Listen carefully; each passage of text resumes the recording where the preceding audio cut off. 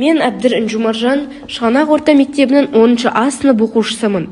Ғылыми жобамның тақырыбы Тұран жолбарыстарын қайта жерсіндіру. Жетекшім педагог мастер Жұмабекова Гаухар Маликовна. Тұран жолбарысы Орта Азия мен Қазақстанның тарихи өңірлерінде өмір сүрген. Бүгінде жойылып кеткен жолбарыс түрі. Ол негізінен дала және тау өңірлерінде кездесіп, қасқыр, елік және басқа да жануарларды қорек еткен. Тұран жолбарысы 20 ғасырдың орта шенінде жойылып кеткен. Оның себептері адамның аңшылық әрекеті мен табиғи ортаның бұзылуы болды. Қазақстанның Іле өзенінің аңғары мен оңтүстік Балқашта жолбарыстарды 19 ғасырдың аяғынан 20 ғасырдың басына дейін жоспарлы түрде арнайы атып жойып отырды. Осы аңдарды атуға арнайы ұйымдастырылған атушы отрядтар 1891 жылы ұйымдастырылды. Оған солдаттар қатысты. Сонымен бірге жолбарыстардың негізгі қорегі тұяқты жануарлардың санының азаюы да үлкен рөл атқарды. Жолбарыстың жойылуы экожүйедегі теңгерімге әсер етіп, оны қорғаудың маңыздылығы артты. 19 ғасырда Тұран жолбарысының саны 10 мыңды құрады.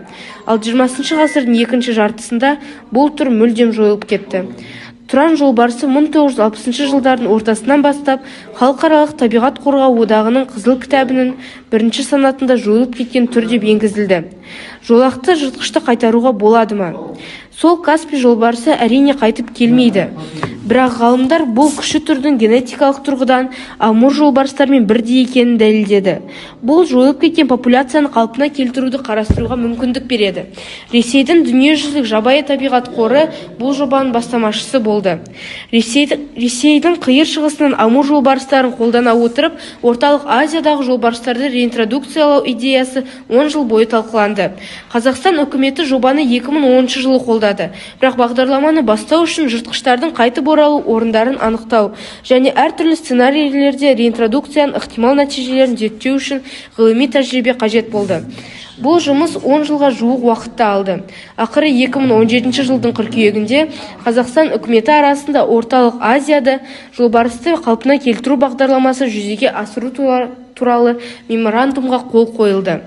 Ғылыми жобаның мақсаты жойылып кеткен Тұран жолбарысының популяциясын жерсіндіру үшін жағдай жасау, табиғи және тарихи мұра нысандарын сақтап ұтымды пайдалануды, Іле-Балқаш өңірінде туризмді дамыту үшін негіз қалау.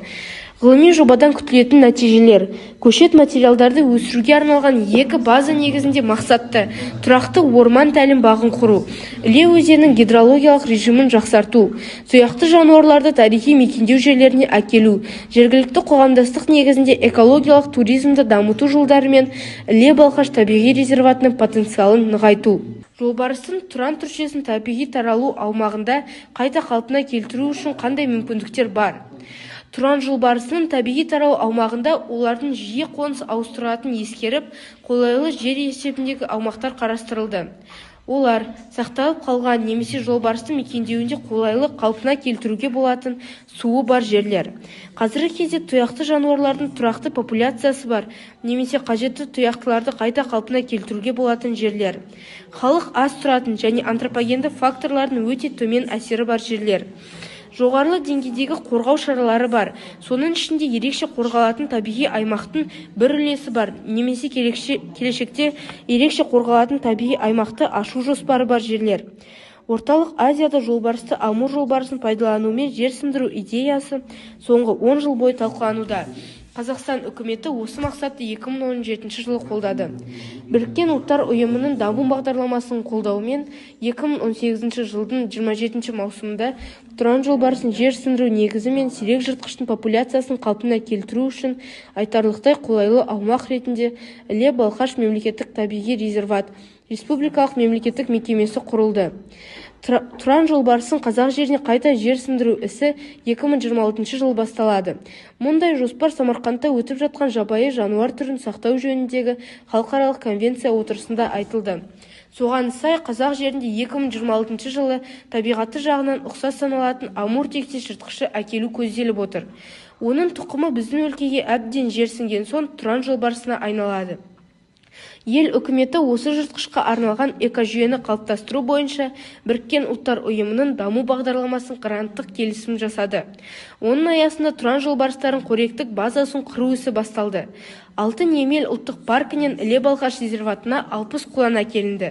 Қара бақанас арнасын тазарту бойынша жобалық құжаттама әзірленді. Оның нәтижесінде Тұран жолбарысы үшін су қажетті көлемде болады деп жоспарланды.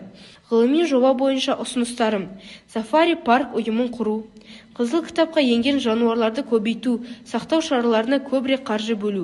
Осы жобаға сәйкес Тұран жолбарысы авторлық бағдарламасын шығару. Оқушылармен қызықтыру мақсатында саяхат жасап, мекендеген жерлерге экскурсия жасау. Осымен ғылыми жобам аяқталды. Назарларыңызға рахмет.